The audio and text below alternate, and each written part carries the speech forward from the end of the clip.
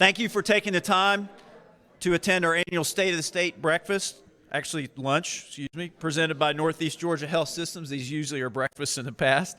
And I'm asked Sheriff STACY JARRARD if he'd give her invocation and lead us in the Pledge of Allegiance. Y'all remain seated. It's going to be just a few minutes. I asked Rob if I had just a minute, and he said he always gives a little time for me because he never knows which way I'm going to go. And I told him I never know neither till I walk away from this. I'm just thankful for the opportunity to be here today. And, I could be a little emotional, a little sad with this. So I hope I don't depress you too much. I hope that I'm able to lift you up some. But today, and I'm not asking for any special thing, but today I turned 53 years old today. And I am so thankful. When Rob asked me to come and open up, I thought, man, that's my birthday. I'm gonna do some things for my birthday, and I don't know. But then I thought, I'm gonna go do it, and I'm here. But I also thought this morning when I woke up, and I'm wondering when I think this, how many of you all had a busy schedule today, thinking, man, I got this, got this, and then I got to go to that luncheon, and got to do that, But, be truthful, you really thought about that. But, I was thinking that this morning, too, of all I had to do and all I wanted to do today to celebrate for 53 years of living, because when I was 45 years old, I had Dr. Whitfield. I was looking to see if I see her. And then Dr. Binkley, and then Dr. C, my oncologist.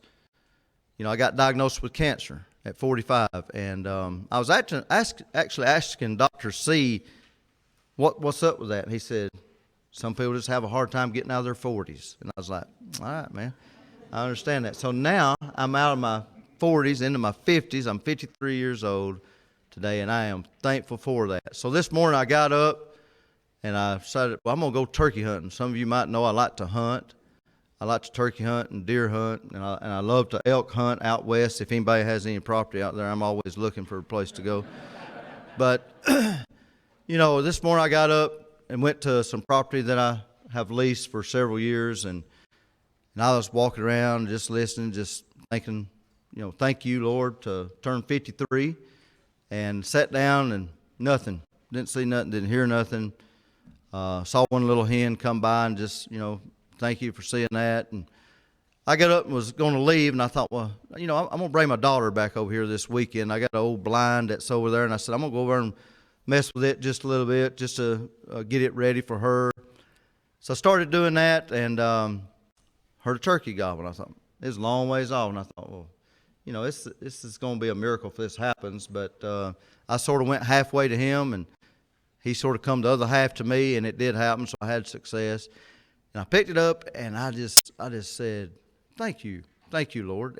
I just say, and I say all that to, sometimes the smaller things in our life, just stop and just thank the Lord for it. So if you have something that happens in your life that might be a little small, still just, even if it's good or bad, thank the Lord for it. Because some people would think getting cancer, well, man, did you thank the Lord for that? Well, actually, I did. I thank the Lord for cancer, because we adopted two little ones. A lot of you all know that, out of that, because maybe we couldn't have more kids. And so we have now he's a 5-year-old and a 7-year-old little girl that we adopted. I have a 15-year-old next week daughter that I'll be taking for her learner's license. And I'm thankful to be here for that. So I say all that just to be thankful, because some of us sometimes gets that phone call. Some of you might know of someone that's got a phone call this week that has had something, a sickness or a illness come back on them. Just remember them in prayer and be thankful that you didn't get that phone call. But when you do get that phone call, what are you going to make of it? Are you going to make of it like be all depressed, down and out, worried, stressed? Don't do that. Be thankful, because it's just another curve in your life, and you will go on whichever way it is, the Lord's will with that. And I say all that to say, my little boy, he's 5, and he loves tractors. Sunday afternoon after church, we left out, went to Illinois. I got some property up there that I hunt on some, and farmer up there, he's got some humongous tractors. I mean, when they move, the ground actually vibrates. They're huge. Called him up, talked to him. He said, yeah, bring your son out and he can ride them. So, you know, Monday morning, he was in the biggest tractor I've ever seen in my life, just smiling ear to ear. And I was thankful for that. Then drove all the way back Monday evening, got back about 3 o'clock in the morning and had him at school. He slept all the way back, had him at school Tuesday, and then I was on back to work, and it was just a little blessing to be here to do that. So just be thankful every step that you take in your life, and be thankful for everything that comes your way. And I'm thankful to be here to open up for these two men here today. I'll just call him Senator Gooch. I got a nickname. I call him every now and then. But and then one of the toughest names I've ever heard in my life, Will Wade. I mean, you know, if your name's STACY, you're like, man, that's a tough name to have a name of Will Wade, you know. But I'm thankful for these two men, Steve Gooch, Will Wade. Thankful for all that you all do for the state. Thankful to be here, to be part of this. Thankful to be here for the chamber and all the representatives from the school system, county, city, everybody that's here. I just appreciate the opportunity to be able to see you another day. And I've said all that to say thank you, and thank you to the Lord. I really have. Because there'll be a day that I won't be wearing this right here, and then it'll be like, we don't need that guy, so I have this moment in time right now to take advantage of it. Any prayer requests before I say the prayer for the meal? Any prayer requests? Anyone? I'm not saying that I'm above anybody else with a direct line to God, but I'm telling you it always helps with prayer. Yes, sir. Phil Scott recently had heart surgery, and he's I knew that. Right. But it's a tough surgery he had. Right. Yes, ma'am. I just have somebody in mind if you wouldn't mind praying for them. And I also, yes, I also too. Anyone else? Any other? Yes, ma'am. Also have somebody with cancer. Yep. I tell you, if you ever hear that word, it'll knock the wind out of you. I know I told Dr. Binkley when I heard it, I was sitting on his little exam table there, and I said, hey, you care to call my wife, because I'm not going to hear nothing you say after this moment. And he did, and she came over, and I'm thankful for him. I'm thankful how Dr. Binkley handled that. Because the conversation we had with him was, my wife said, well, is he going to live? And he looked at her and said, I don't know. You know, like that, you know, don't know. Ain't got a clue. But I'm still here 7 years later, and I'm thankful. Anyone else? Any other prayer concern?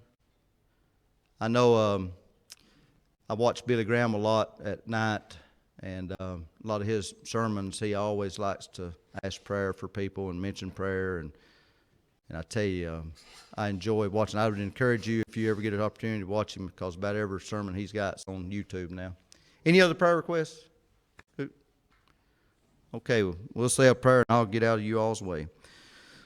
Lord, we just thank you for another day of life, and just thank you for the opportunity to be here today, Lord, and just thank you for these representatives that we have here that's going to come and speak with issues throughout this state of Georgia, Lord. We know that throughout the nation that there's just all kind of turmoil that goes on day to day, and it's just it gets hard, Lord, especially in the world of law enforcement with the hatred with it. But Lord, I know there's a brighter day coming, and I know that what's right's right and what's wrong, and I've always had faith in that. And I know that it's your will with everything that happens, and there's a reason for it, and I trust in that, Lord. So be with these men, let them always represent us in the right direction, and take care of us in this state. Be with all the ones that are surrounded here today. If there's any conflict that's going on in their life, just keep your hands around them. All the prayer concerns that's been mentioned by name or by just private prayer requests, Lord, just keep your hands around them and their families, their caregivers, their doctors, their nurses, all that's involved, Lord. And Lord, be with this food, let it nourish our bodies, and be with our families and keep them safe and from harm's way, and just thank you for another day of life. In Jesus' name, amen. Okay, if you'll stand, we'll say the prayer. The pledge. I pledge allegiance to the flag of the United States of America, and to the republic for which it stands, one nation, under God, indivisible, with liberty and justice for all. Thank you.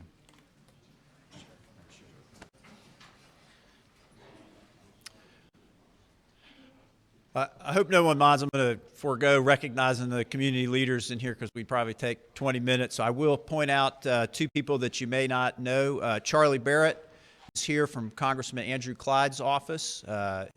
Charlie's been here in the community a couple times and brought the congressman here. Where are you sitting, Charlie? I want to point you out. He just walked out when I introduced him. There's Charlie. And also want to recognize Tim McDonald. I'm sure many of you know him at Lanier Tech. But on 1 April, he became the president of Lanier Tech, and we're excited about that. Tim's been a great partner to the chamber in this community, so congratulations, Tim.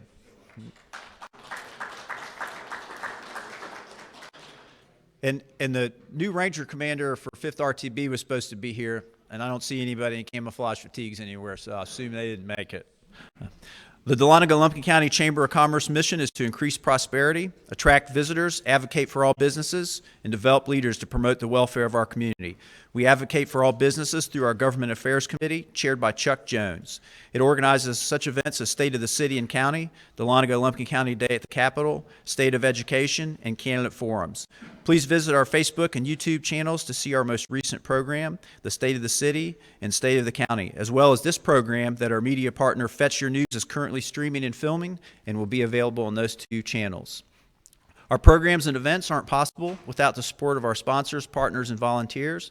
Our presenting sponsor is Northeast Georgia Health Systems, and I don't think any one of them could join us today, but we appreciate their great support. Our gold sponsor is Truist Bank, and Chuck, you want to... We appreciate it. Thank you, sir. And our silver sponsors are University of North Georgia. And Kate said, just to say that University of North Georgia is awesome, and I'm going to definitely say that. On our Education Day, we had a fantastic day over there with our leadership Lumpkin County crew. And Kinetic by Windstream, Michael Four is on our Government Affairs Committee, and Michael, Nicole said that you were the man that was going to speak. We're blessed to be here, blessed to be part of the thing. Thank you. If you're interested in sponsoring a future chamber event, please ask one of the chamber staff for more information. Chuck Jones, who is our Government Affairs Committee Chair, will be introducing our speakers today. Chuck, I'm going to turn it over to you.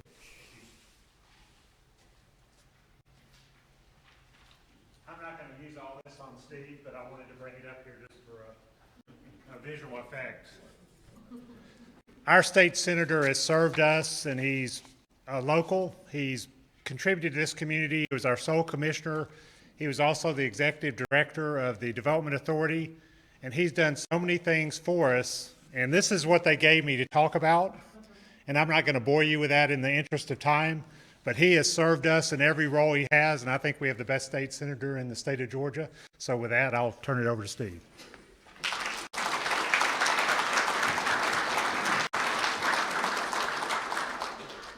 Thank you, Chuck. If I could, I'd like to get a copy of that bio. See? I'd like to know who wrote it, too. But first thing I want to do is adjust these microphones for a little more vertical awareness here. But also, I'd like to thank our sheriff for using up about 15 minutes of the time that Will and I had. So we don't have to talk as long now. We'll be able to get you out of here under Rotary time. That's 1 o'clock, right? It's a pleasure to be here. It's one of the biggest honors of my life to represent you in Atlanta as your state senator of the 51st District. It's probably the most humbling thing I've ever done, and I've told this to several people in the past, so if you've heard this opener before, just continue to eat and drink. But when you first get elected, really to any office, you realize really fast once you're sworn in how important your job is going forward and how many people count on you, how many people are going to ask you to help them do things. And that goes whether you're a school board member like Will or a sole county commissioner like myself.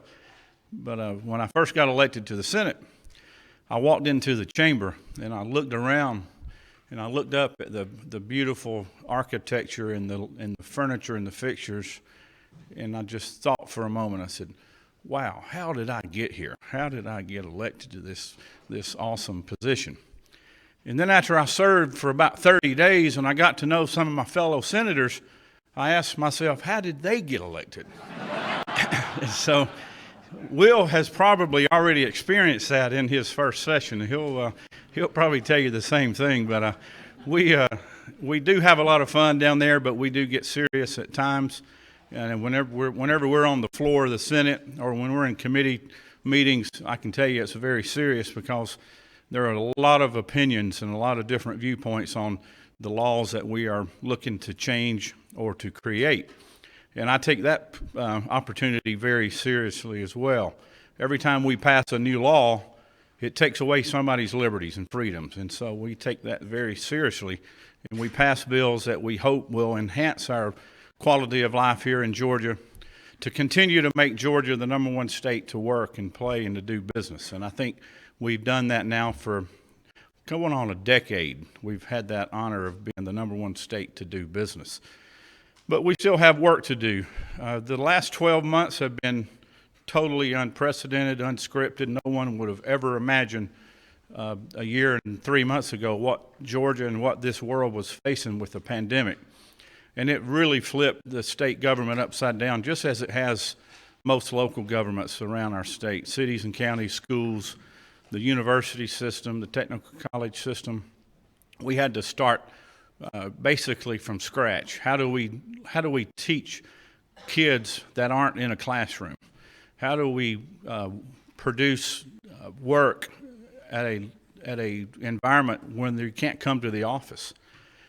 We've done extremely well with that, and I attribute a lot of that to the leadership of our governor. Governor Kemp stepped up and did some things early before other states did when he reopened our state. And thank goodness he did that when he did. Our state budget has grown over $1 billion in the last 12 months.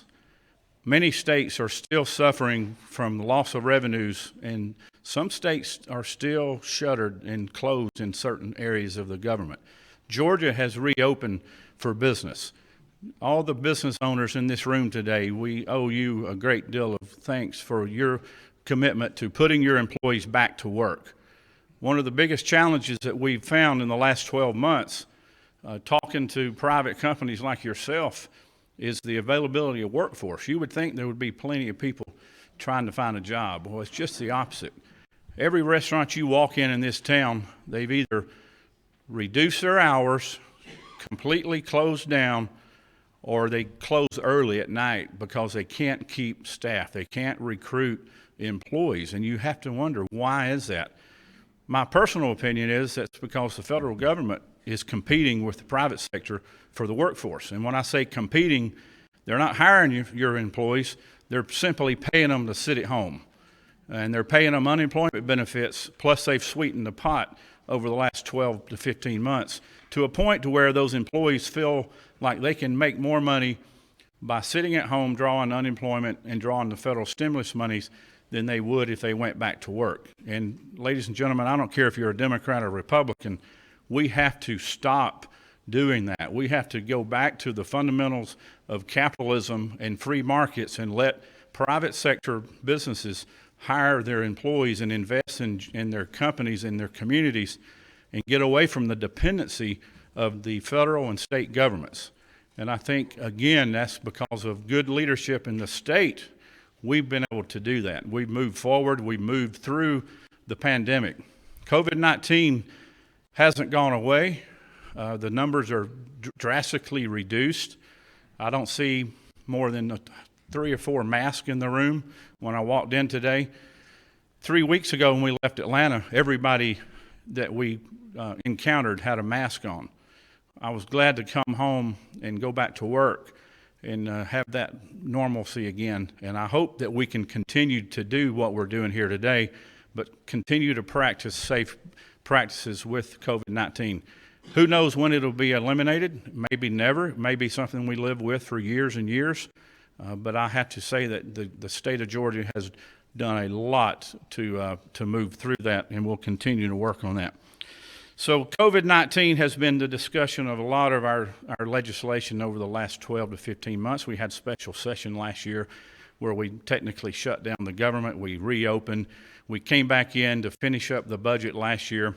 This session was a little bit more normal, but we still had some COVID restrictions that we had to follow. The House still had their chamber split into 3 different rooms. The Senate basically was fully contained inside the Senate chamber. There's 56 senators versus 180 House members.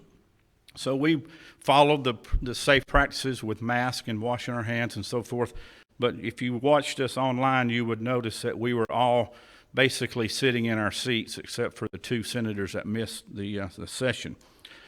I could probably ask everybody in this room what was the number one thing we talked about this year, and your answer would be election reform. That took up almost all of the oxygen in the room. We spent hours and hours every day and every week discussing it. We had hearing after hearing after hearing, both the House and the Senate. I believe there was as many as 50 different pieces of legislation that dealt with different aspects of elections in our state. I'll have to remind you, elections are predominantly ran by local governments. Counties have the responsibility of running the elections. The Secretary of State is responsible for administering those laws and has a lot of responsibilities in that, but for the most part, your county commissioners are responsible for that. However, over the years, laws have become lax and basically have opened up opportunities for I would say people to take advantage, sloppiness. Things have happened over the years that no one intended to. So this session we spent a lot of time tightening those up. I call them housekeeping measures. SB 202 was the final bill that we considered the omnibus bill that had roughly 52 sections in the bill, which was almost 100 pages long. I believe it was a 93-page bill. Had 52 different sections. Everything in that bill was discussed and scrubbed. It was looked at by attorneys, and it was basically given the test of how would this stand up in a court. And we believe, and the governor believes, that what we did will enhance transparency, it will enhance access to the ballot box, and it will protect the integrity of every vote that's counted to be a legal vote, not an illegal vote. Not one thing in SB 202 would take away a right to any legal citizen in Georgia to cast a ballot. We would challenge anybody in this state or in this room or anywhere in this country to prove us wrong. It's been debunked by many, many people. Now, if you turn on the news, especially the more liberal channels, you will hear people like Stacey Abrams talk about how this bill suppresses the vote in Georgia. We say hogwash. That is not true. We'd love to challenge her to any day of the week to come and show us in that bill where it would do that. It simply does not happen. We believe the decision by Major League Baseball to pull out of Georgia's pro ball game this year and go to Denver was a huge mistake, and we believe it's because of the bad press and the misinformation that was put out by the liberal press and by the people that were trying to create a narrative that simply isn't true. And I believe that is sad. It took away jobs from thousands of people, not only in Cobb County, but around the state as well. We could talk for 2 hours about the bill. I will say this. Please get out and vote. Exercise your right and your privilege to go and vote. 100% of the votes that are cast in Lumpkin County, other than advance vote and early vote, are done in this room.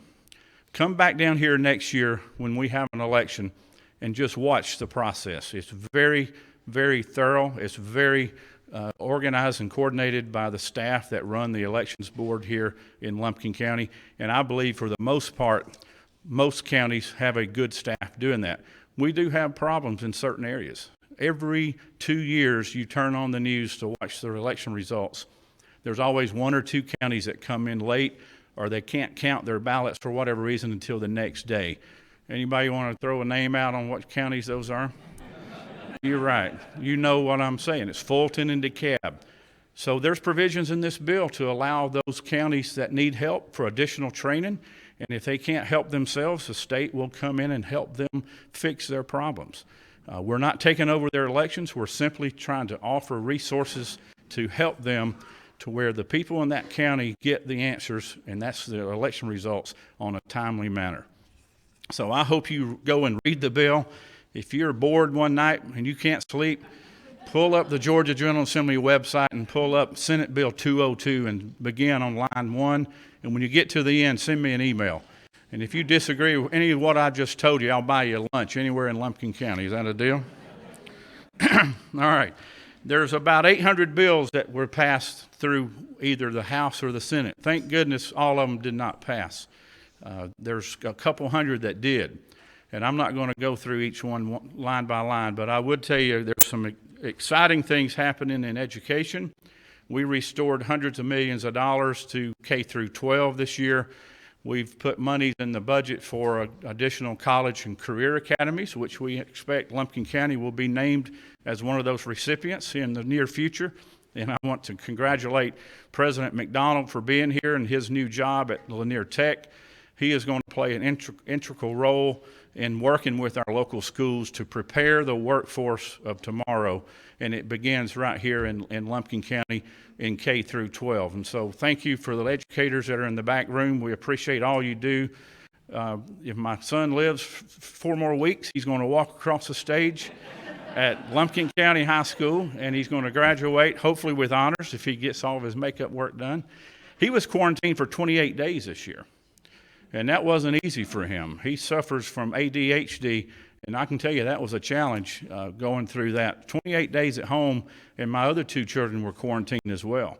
Let's hope we never have to experience that again, but I'm thankful for the school system. We have a great public school system, and I was happy to help put some more money in the budget for those career and college academies to prepare those kids.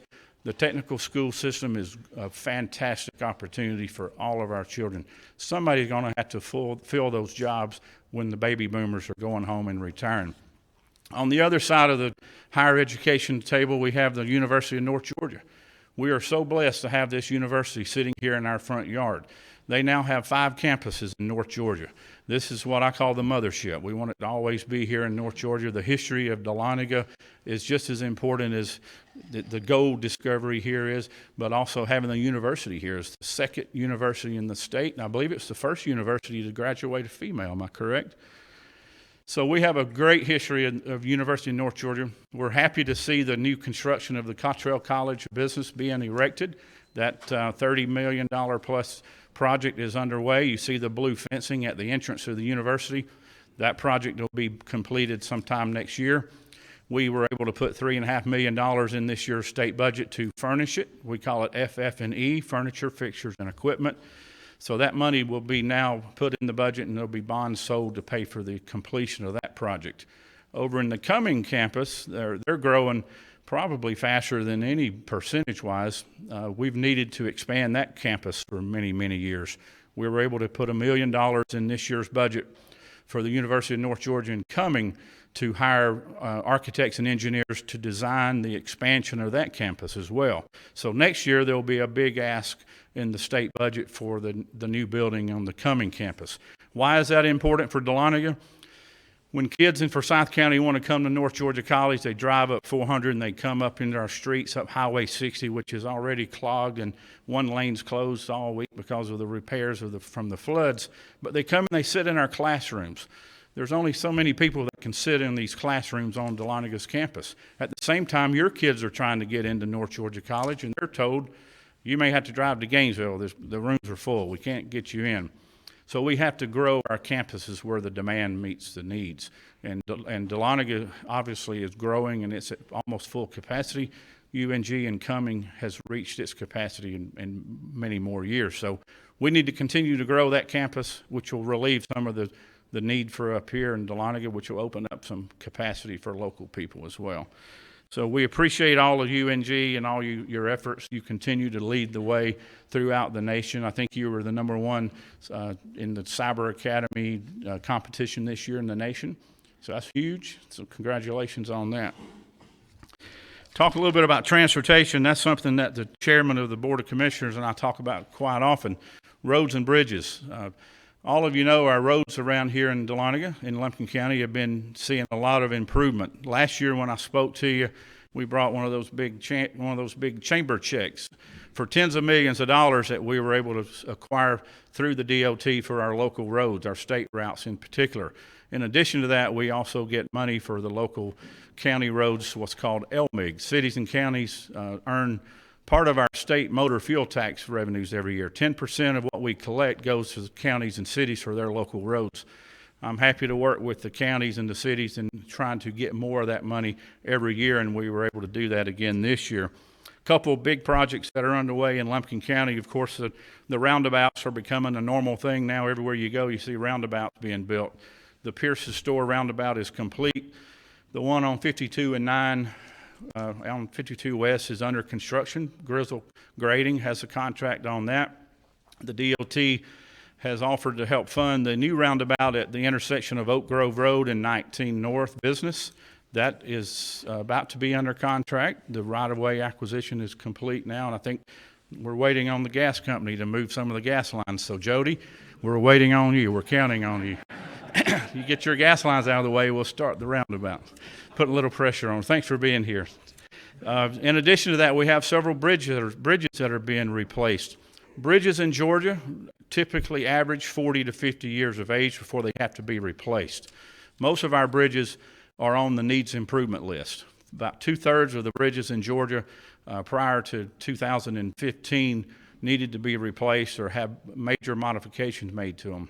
With the passage of House Bill 170, that was 2015, we were able to invest an additional $100 million every year for replacing those bridges. 2 of those bridges in Lumpkin County are on the list this year to be replaced. That's up at 19 and 129, which is Turner's Corner intersection. And then about a mile north of that on 129 is the Boggs Creek Bridge. It will also be replaced. Those bridges aren't going to fall tomorrow, good Lord willing. And as they say, the creeks don't rise, but the creeks have risen. And if you look at all the bridges and the structures under them, they're all catching debris. They're catching trees and limbs and mud, and that creates a real challenge for engineers. They're worried about the integrity and the structure of those older bridges, and so we are trying to expedite some of the work on some of those older bridges before something catastrophic does occur. But we'll continue to work with the local governments as we move forward on that. Down at Blackburn State Park, which is where your Blackburn Elementary School is today, there's a little bit of land in the back that's still owned by the state. Years ago, the county bought most of that property, and it's now owned by the county commissioners and the school boards. The little bit of land in the back that's owned by the state, the county has an interest in it. I was on the phone just before I came in this morning. The commissioner of DNR has agreed to surplus that small piece of land and with the intent of delivering that to the county for their future use, whether that would be for a fire station, animal shelter, or whatever the needs are of the county. So I was happy to get that news this morning, and I'd already delivered it to the commission chairman. Last thing I'll talk about, and I'll close, is health care. One of the most important things we can do as a nation is to continue to fight to lower health care costs for our citizens. I was really excited 3 years ago when we were able to strike a deal with Governor Deal at the time and the University of North Georgia to purchase the closed hospital. If you all remember, and those of you that may not have been here at the time, Chestatee Regional Hospital shut down due to economic reasons and poor management. We were able to purchase that property, transfer the ownership to the college, and return the university, leased it out to Northeast Georgia Medical Center on a short-term basis for them to reopen that facility. Northeast Georgia Medical Center invested millions of dollars in that facility. They reopened it, and from what I'm told, it is doing phenomenal. Everyone that's been in that facility comes out with a positive experience. My son had to visit the facility back in January when he broke his tibia and fibula, and we had phenomenal service. We were transported to Gainesville. He had surgery the next morning, and he's healed. Now he's in physical therapy. I say this to say that we are grateful for the healthcare providers that we have in our community. We are working with the university, and we're working with the county and Northeast Georgia Medical Center for the expansion and the creation of the new hospital along the Georgia 400 corridor, which I understand is in the works to be back on track sometime this year. I think they've already submitted plans, and it's going through the process of getting approvals from the county commissioners. So with all that said, it's an honor for me to be here. Be happy to take questions. Maybe we take questions together at the end after Representative Wade comes up. So thank you for having me, and I look forward to any questions you may have.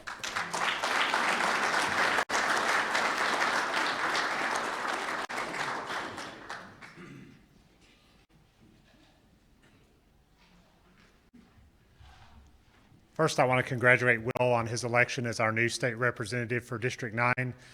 He's new to us in that role, but Will has served. He's a lifelong resident of Dawson County. He's served over a 15-year period with the school board. He's served in the regional commission. So he's done a lot for the communities, even though we didn't know it in his current role. And we're glad to have him for his first state of the state as a state representative. Will?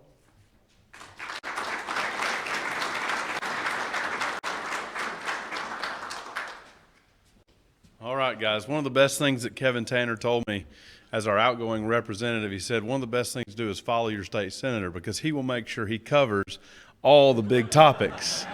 Well done to my friend in the upper chamber. You are correct. You know, I want to echo at least just my sincere thanks to this community and the support to be your representative. And, you know, the job that we have is extremely important, but we as legislators have to remember we're really not that important, but what we do is crucial. And so I look at the role and have taken this year to really figure out how to listen to people from all walks of life who all have extremely interesting perspective on all kinds of issues that as a former school board member, I was aware of certain issues within the county and the city, but you don't live it every single day. And some of the phone calls that you get at 6:30 in the morning when you're driving down to Atlanta, you're like, I had no idea that was a problem. But generally, the person was accurate, and we need to figure out a way to tackle that. Sometimes it's small, sometimes it's regional, sometimes it's a statewide issue. And so I kind of look at things. My parents were educators, and I'm married to a wonderful educator here in Lumpkin County. She's dedicated her life to this community. We're both UNG alumni from 2001, and I'm in awe of what I deem one of the most resilient and communities that were able to persevere during what we experienced over the last 12 months. Whether you look at what happened within the K-12 setting, the setting of higher ed, in healthcare, and for me, 2021 was the most challenging and exciting year of my adult life, especially in public service. But I also have to say thank you to the people in this room because you helped my family. My daughter was a kindergartner at Lumpkin Elementary School when they got the phone call that the governor's going to have to shut down schools. We don't really know exactly what COVID's doing to kids, what it's doing to teachers. People are starting to get sick. What are we going to do? She missed probably, I believe, one of the most crucial times of her educational career.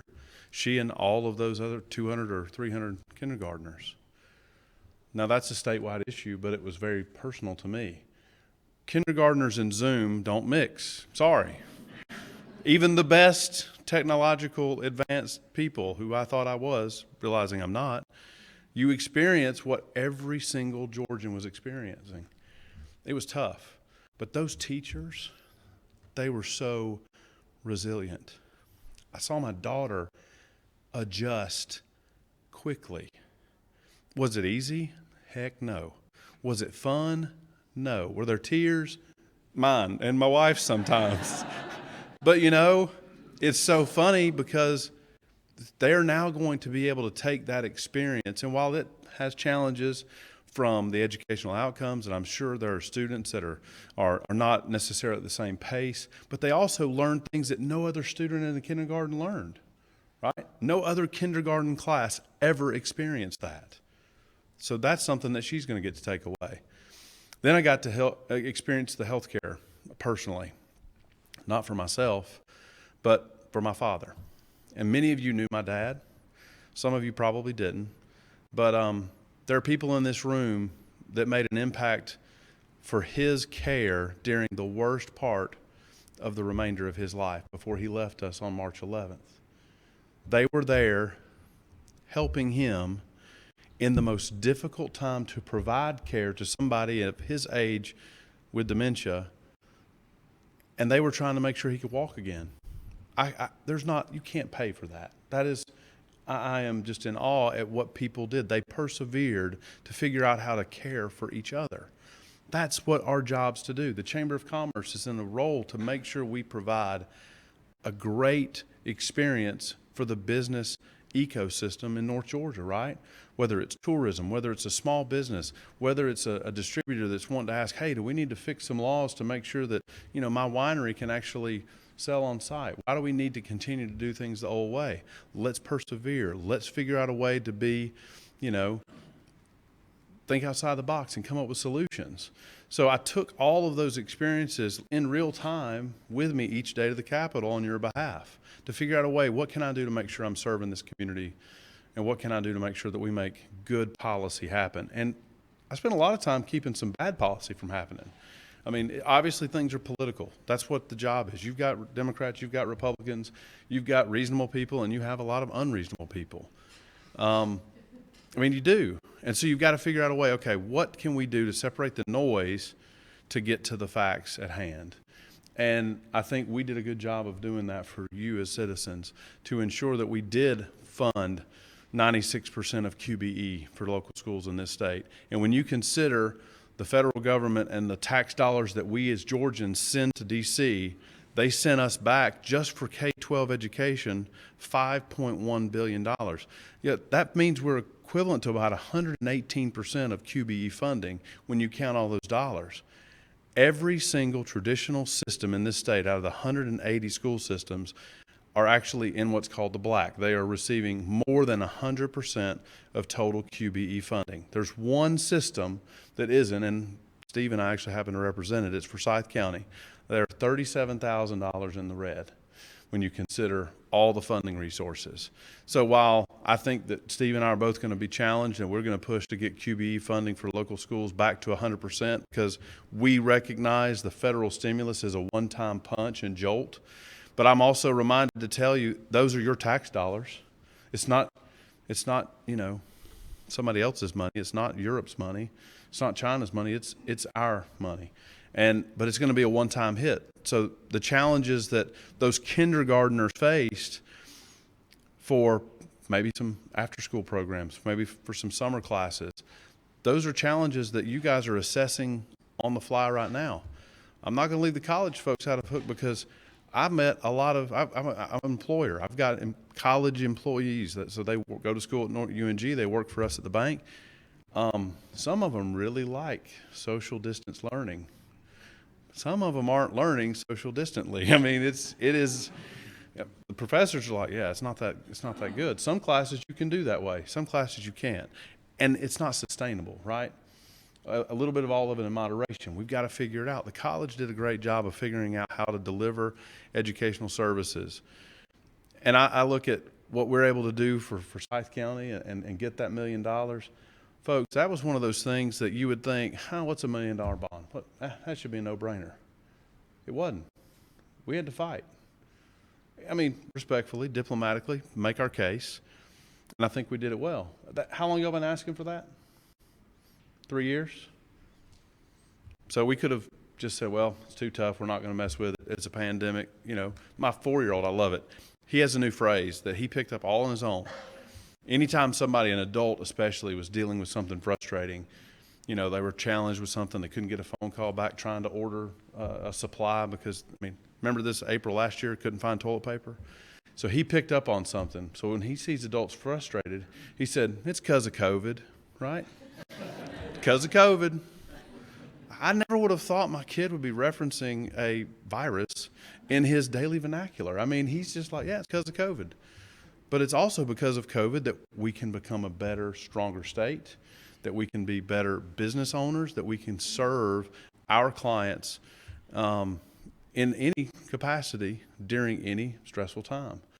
The other thing I want to point out to you that I had the opportunity to work through in the education realm, I serve on the education committee, and I was able as a freshman to be named the vice chair of one of our subcommittees. I didn't realize that was a big deal to some people. It was. To me, it was just like, okay, I'm going to take my experience and see if I can help. And we actually had a pretty busy committee session. We had a lot of policy discussion. We had a lot of COVID related, what are we going to do for school systems? How are we going to allow school systems to be flexible? One of those is kind of innocuous, but I want to share it as a story of how you get to passing legislation that could help your community. One of those is non-traditional transportation for students. So school system folks know that you've got to have a bus. Does a bus fit every single place in this community to pick up kids? It doesn't. I want to see no, it doesn't. So we had a very simple bill, which I think is hilarious that people say that every time they present it in the well. The simple bill was to say, we're going to allow local school systems, if they'll label a non-traditional vehicle, for example, I'm not going to pick any manufacturer out, but you know, an 8-passenger van that could be labeled Lumpkin County Schools. If the school system and the local board of education realize they have a certain set of students with a certain set of needs where a traditional bus isn't going to allow them to go pick that up, the school system can use those ELOS dollars to go buy that vehicle to go take care of those kids. That doesn't seem like it would be a big deal. We had like 5 hours of testimony because it was a change to what? The current system. Those people that were concerned about, well, what is this going to entail? I mean, we actually had somebody present to us, every school system is going to get rid of all their buses and they're going to buy 8-passenger vans. Y'all going to do that? Heck no. Doesn't make any sense. But fear puts people into very strong positions, and they come and they advocate. And they will advocate until you cut them the mic, right? They'll keep fighting that fight. So we get the opportunity to try to push through and get those pieces of legislation taken care of. That was one example that going in, I didn't expect that we would spend, at least in that subcommittee, 5 hours of testimony for allowing a local school system to make a decision if it fits for their community. But it was extremely important, and I think it's going to help some kids. And sometimes it's a little bit cheaper to drive that than to spend on diesel fuel. A couple of the other things, and I got to pick on Steve. It was fun. I know. Almost all the bills are his bills. He actually called me up and he's like, I've got this little education bill I want to talk to you about. And I'll kind of wrap up with this and then we'll open up for questions. He said, it's an education bill, and some of the people that you've helped, they may not like you anymore if you carry this bill, but do you want to look at it? And I said, what's it do? And he told me, and it's the SB 47, which was a special needs voucher expansion, a very, very moderate expansion. And I said, well, let me read it. And I read it. And our senator said, what do you think? And I said, well, I got a couple thoughts. I like a lot. I don't like some of these things. Can we change it? Will you let me amend it? And he said, let's talk through it. So he respected my experience as a 15-year school board member to understand that I live in a world that a certain percentage of those folks are anti-voucher for any and all reasons. I'm pro-kid. I'm pro-child. I want to figure out, is this an issue for some? A program that's been around for 14 years, 5,285 students are utilizing it over that 14-year time frame. In my district, 6 students. In his Senate district, like 23. North Georgia public schools are meeting the needs of those children, and parents aren't looking for other options. But if you have a child with special needs, especially on the narrow list that we work together to ensure that those parents, if they felt like they needed an option, they could go through a process to receive that. And I'll let him tell the story about some of the comments after it, but as a freshman, I get to present it, and I go to the well, and I get to experience my first rebuttal, and people calling me all kinds of names, and me trying to rob from public education. And don't listen to this guy that spent 15 years in public education just because he was a representative of the Georgia School Board Association. He's a turncoat. He's changing his ways. I listened, but then I just spoke from the heart and told people why a person who has all of those frames of reference, who has serious concerns about vouchers and trying to tear down public education, could get around and help craft legislation that would be meaningful for those that need it the most, but not open the door for abuse.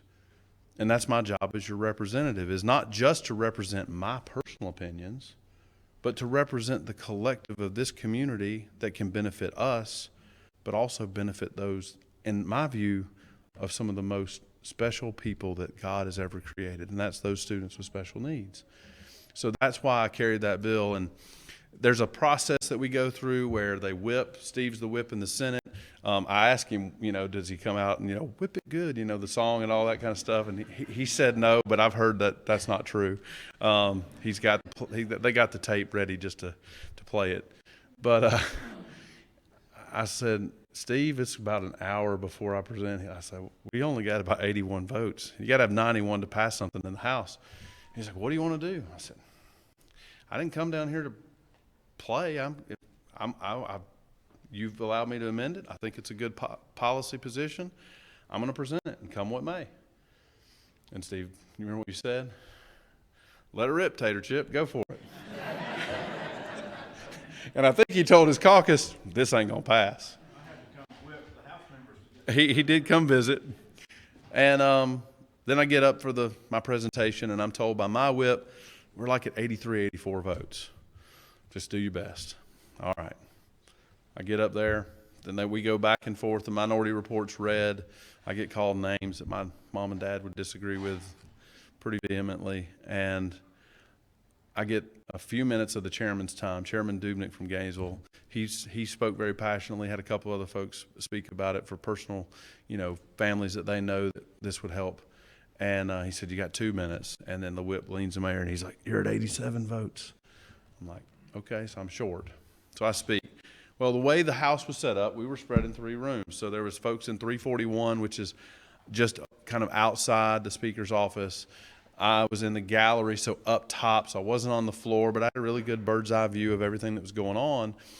And so in order to vote, I had to leave the floor, run up the steps, get to my voting tablet, and I vote, and I look up, and like all my colleagues, even one Democrat's like, oh my God, that's their exact words, you got 91 votes. That's the closest bill passage of the entire session in the House.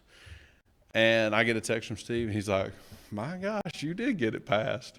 But it was one of those things where it was an important test for me as your representative to see if I could find a way to persevere, right, and be resilient with all the competing factors around everybody's very passionate and well-meaning opinions as it relates to policy. Because a lot of the people that had good, solid arguments weren't wrong. They weren't evil. But we've got to find that narrow path to figure a way to be a win-win for the majority of the folks that are involved. Like the Rotarians Creed, and I tried to, as a Rotarian, I wanted to be your representative and try to do and be fair to all concerned, right? Will this build goodwill and better friendship? Will it be beneficial to all concerned?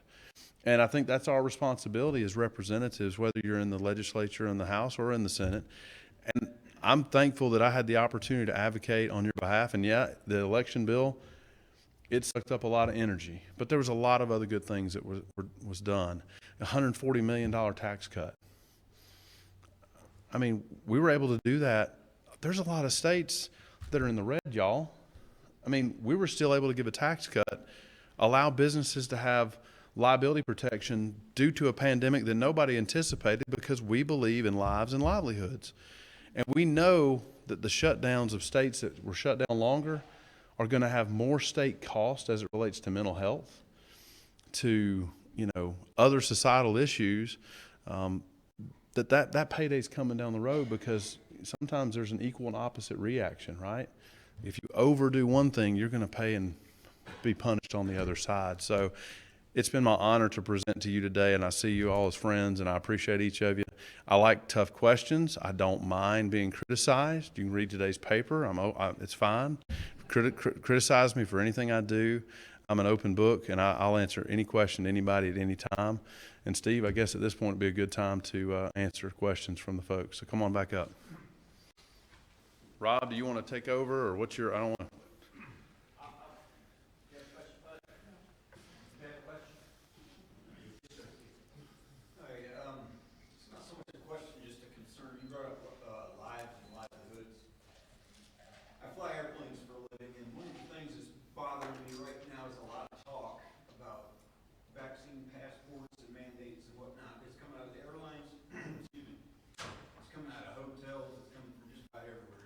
lines, I've already done it for the most part. So I spent a lot of time on the VAERS website. Are y'all familiar with that? The Vaccine Adverse Reactions website that the CDC puts out or has. And I looked through all of the potential side effects. About 40 of them would disqualify me from getting my medical, which means my job. It could be a short-term disqualification or it could be forever. It all depends on what Oklahoma City and the FAA decide to do with it. It's not so much of a question, just more of a concern that I think a lot of people don't recognize, that there are ramifications that would make my income go to zero. And I think if you're a commercial truck driver or have anything to do with the transportation industry, I think it affects everybody. So I just wanted to bring that concern to y'all. It's not so much a state level thing, but I've seen things that are going on in Texas, Florida, and some of the other states. And it really concerns me that you brought up lives and livelihoods and you brought up freedom of Gooch. And I think it falls into those categories. And I don't know if it's anything for the state of Georgia to handle. So I just wanted to voice the concern. I'm, very thankful for what all of you do. Sure. Sheriff Jarrard as well. So thank you for your time. I do want to at least touch on this, and you may want to as well. I do think it is a state issue. We have a 10th Amendment for a reason, and one of the longer term, I think, issues that we're going to be debating and fighting and arguing and trying to articulate is the role of the 10th Amendment and what states are supposed to do during the toughest times of our nation, right? This is an attack on civil liberties and attack on freedom. And I have a doctor, and I get tested for my antibodies once a month because I did have the virus in early December. My antibodies are still, as his words, off the charts. I don't know why, but they are. And he said, do not get the vaccine. You're 43 years old. I don't know. I've not seen a longitudinal study for what the long-term effects of the vaccine are. I don't have major concerns as your physician, but I don't have all the answers. And you already have the vaccine. Your body is doing it with antibodies. So what am I, if that's a situation and I make a decision that I want to fly, how are they addressing people that have a natural vaccine, right? They have antibodies. I don't need a vaccine passport. I'm not going to take a vaccine until my primary care physician tells me, Will, given your profile, I think you need to take it. I mean, in your situation, there's probably concerns because you don't want to negatively impact your job. The state of Georgia stand up for our citizens to ensure that we don't allow federal overreach.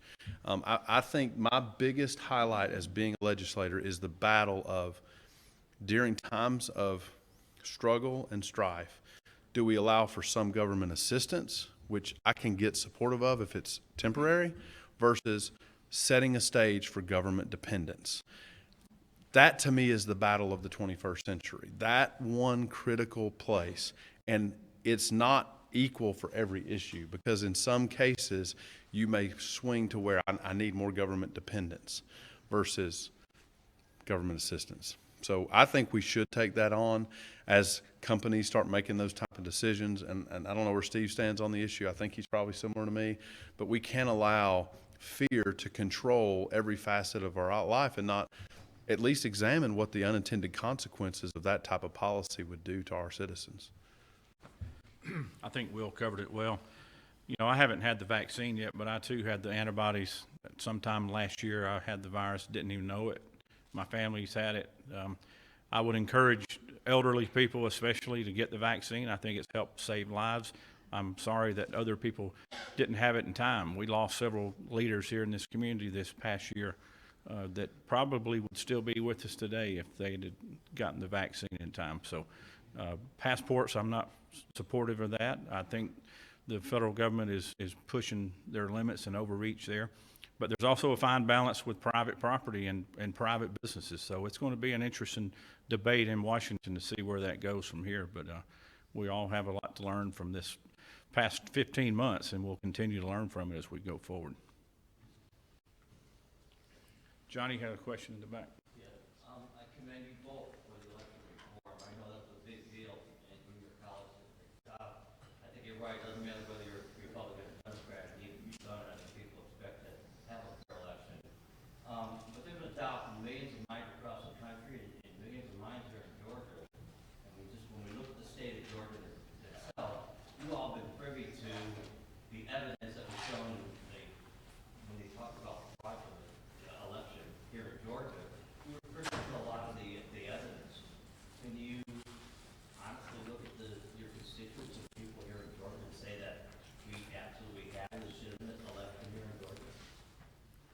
I'll take first stab. Go ahead. Let me give you this insight. So, as an accounting background from UNG, got my degree from UNG, accounting and finance.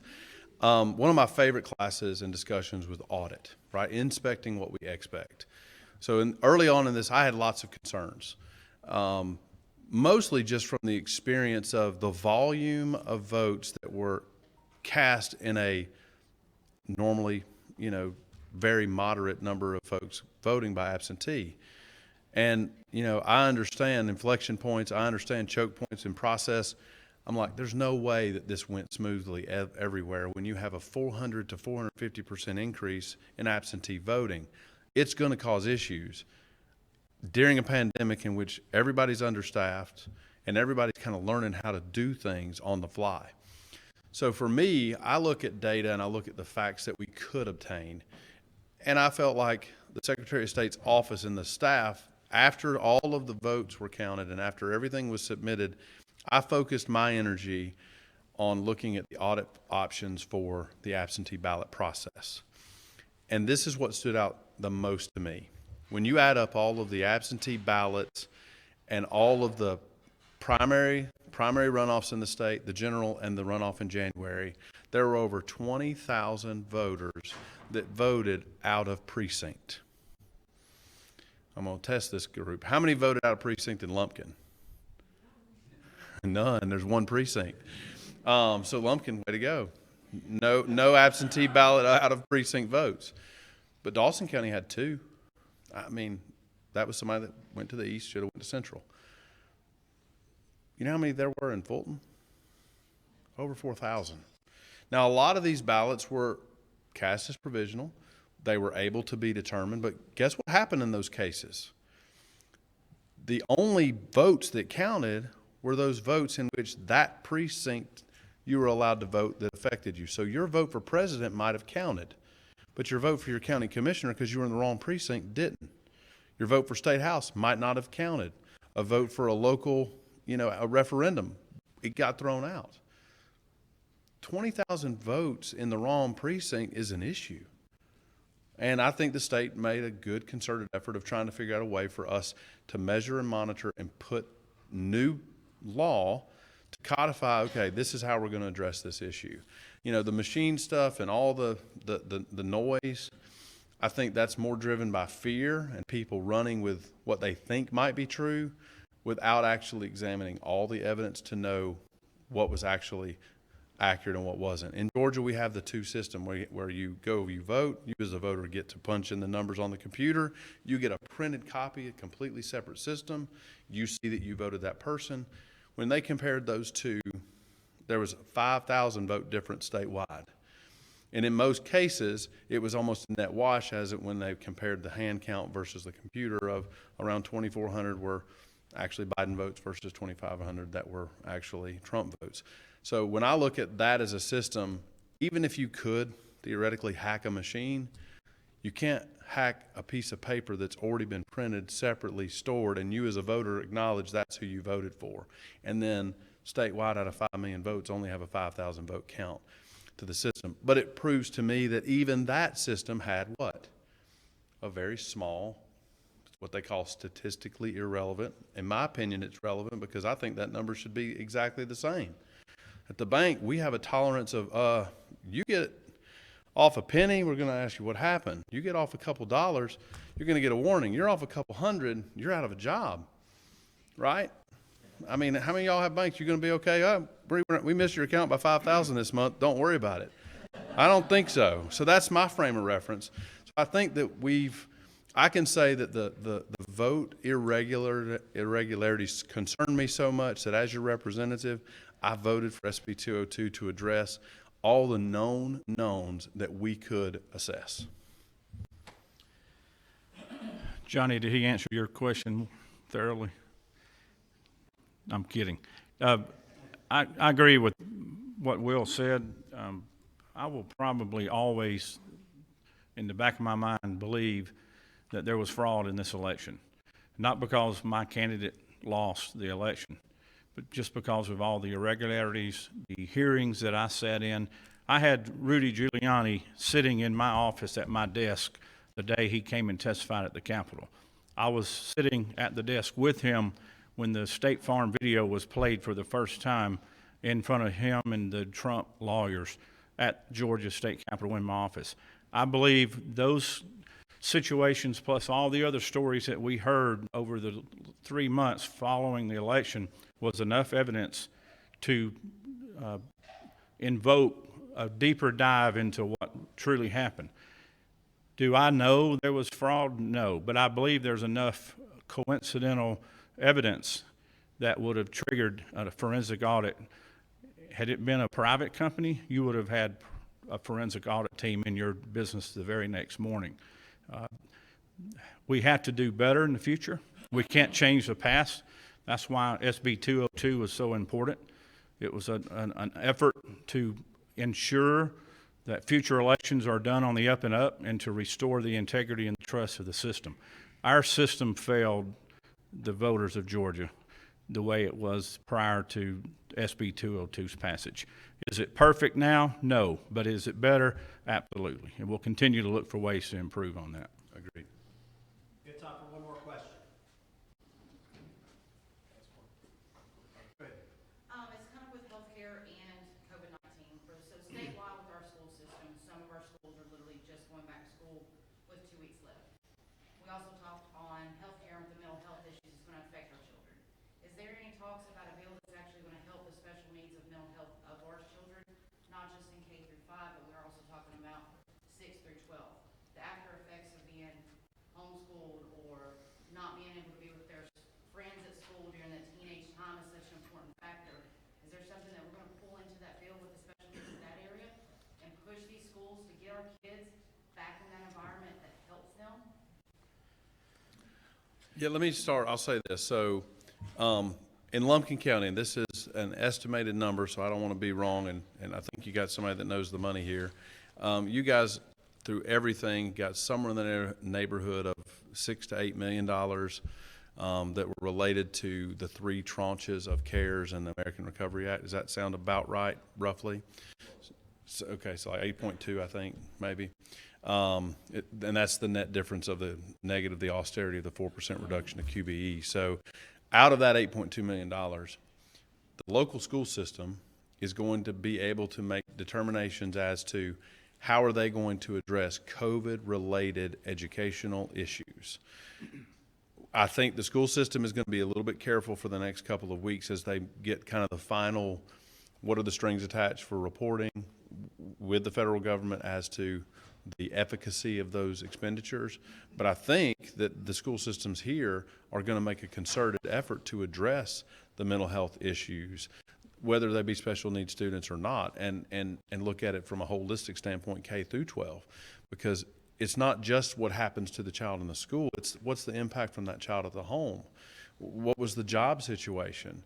There's going to be some longer term issues, I think, related to the policy for unemployment insurance, to having parents basically incentivized not to have a steady career or job, and being reliant on a check each month, and what are they prepared for what happens when that check goes away, and what's the effect to that child in the home of that type of a situation. And I'm not saying that those people are bad.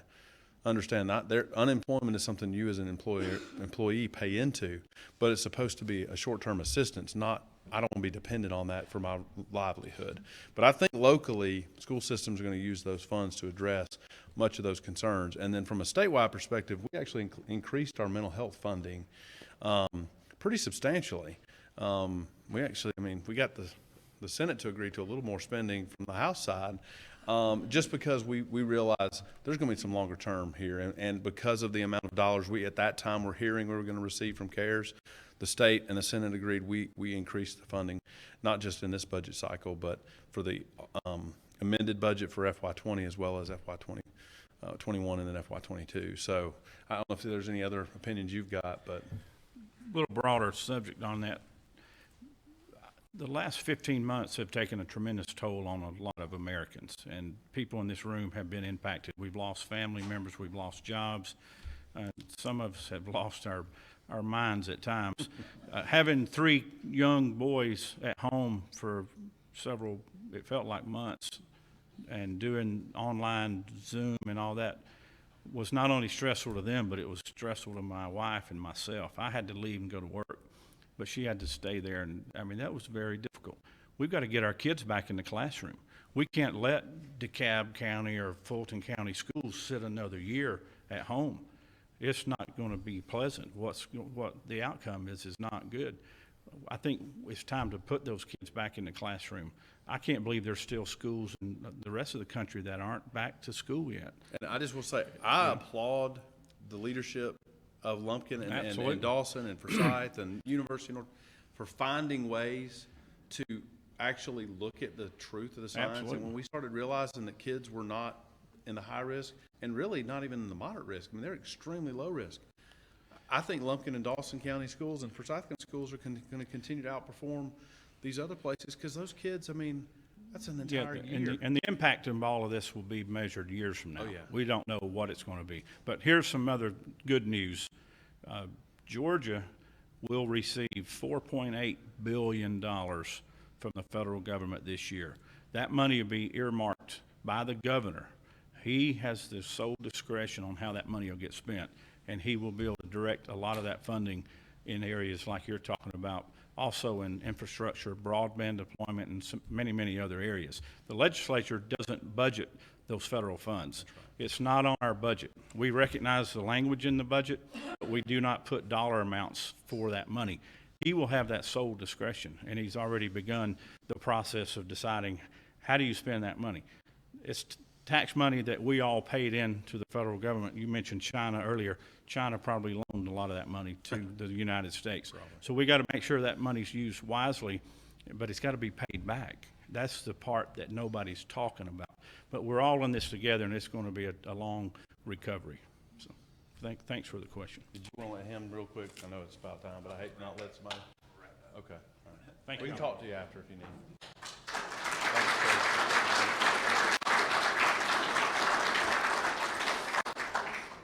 I feel very short up here now after following those two.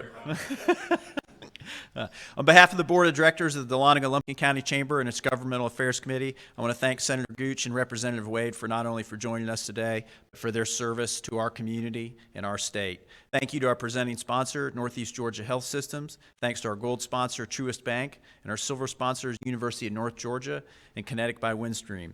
Thanks to all of you for attending today and supporting the Chamber and our community. Please have a good day today. Thank you.